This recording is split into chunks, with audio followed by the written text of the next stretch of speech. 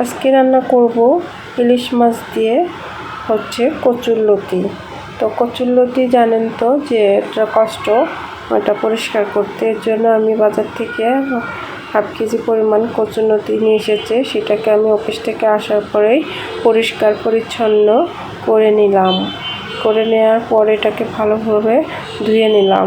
এই যে ইলিশ মাছটা দেখছেন, এটা দিয়ে আমি লতিটা ঝোল রান্না করব।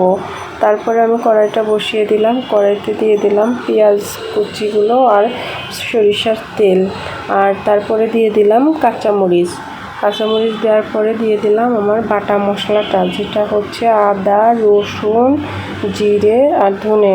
তো হচ্ছে রসুনের পরিমাণটা অবশ্যই বেশি দিতে হবে, তা না হলে কচুরলতিতে গলা ধরতে পারে, যেহেতু আমি এটা ঝোল রান্না করব। তারপরে দিয়ে দিয়েছি লবণ, তারপরে দিয়েছি আমি হলুদের গুঁড়া।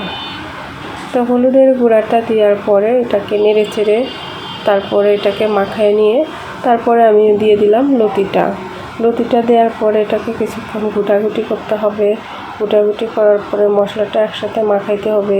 মাখানো হইলে এটাকে কিছুক্ষণ রেখে জাল দিতে হবে, মানে আর কি কষানো যাকে বলে সেটা করতে হবে। তো যারা এখনও ভিডিওটা দেখে লাইক দেননি তারা অবশ্যই লাইকটা দিয়ে নেবেন এবং সবসময় আমার পাশে থাকবেন, এবং সম্পূর্ণ ভিডিওটা দেখার জন্য সবাইকে অনুরোধ রইল। তো এ পর্যায়ে আমি আমার ইলিশ মাছটাকে কেটে নিয়েছি। কেটে নেওয়ার পরে এটাকে ভালোভাবে ধুয়ে তারপরে এটাতে দিলাম মশলা, দিয়েছি একটু জিরা বাটা, দিয়েছি একটু আদা বাটা, তারপরে দিয়েছি হচ্ছে মরিচ আর হলুদ আর একটু লবণ। তারপরে এটাকে ভালোভাবে হাত দিয়ে মাখায় নিলাম। মাখায় নেওয়ার পরে এটাকে কি করব, এই যে লতাটা দেখতেছেন এটা কিন্তু আমার ভাজা হয়ে গেছে অলরেডি, এটা অনেকটা সিদ্ধ হয়ে গেছে।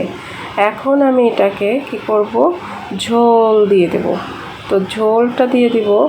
দেখেন চুলাতে গ্যাসটা অনেক কম, গ্যাসের পরিমাণ যে কি জ্বালায় গ্যাস থাকেই না। মাঝে মধ্যে মনে হয় দেখা করতে আসে, তারপরে আবার চলে যায়। তো এই যে চুলা জ্বলতেছে, ঝোলটা দিয়ে দিলাম। ভাবলাম বলক আসলে মাছগুলো দিয়ে দিব, কিন্তু আজকেও মনে হয় এই তরকারিতে বলক আসবে না, তার জন্য এখনই মাছগুলো আমি দিয়ে দিই, তাহলে তরকারি হয়ে যাবে, মাছগুলোও হয়ে যাবে। তার জন্য মাখানো মাছগুলো আমি দিয়ে দিলাম কড়াইতে। দেওয়ার পর একটু নাড়াচাড়া দিয়ে এটাকে একটু দেখি এখন কতক্ষণ লাগে বলক আসতে। এই যে দেখেন একটু বলক এসে পড়েছে, তার মানে লতাটাও সিদ্ধ হয়ে গেছে, তরকারিটা হয়ে গেছে। সবাই ভালো থাকবেন, আল্লাহ হাফেজ।